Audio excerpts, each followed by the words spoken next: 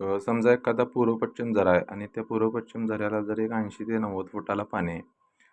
आता हा पूर्व-पश्चिम झरा आहे. ह्या पूर्व-पश्चिम झऱ्यावर 2 बोर मारलेले आहेत. 2 बोर ड्रिलिंग केलेले आहेत.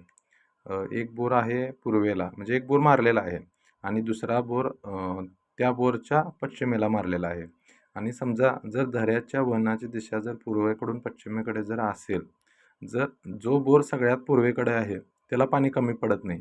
पण त्या बोरच्या जर दुसरा बोर पश्चिमेला असेल, जर जो बोर पश्चिमेला आहे त्या बोरला पाणी कमी पडते.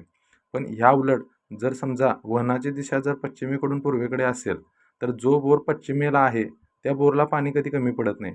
पण जो बोर पश्चिमेला जो बोर आहे त्याच्या जो पूर्वेला बोर असेल, तर त्या बोरला पाणी कमी पडू शकतं. वहनाची दिशासुद्धा भरपूर महत्त्वाची असते. म्हणजे एकाच झऱ्यावर ज्यावेळी 2-3 बोर असतील आणि ते जवळ असतील,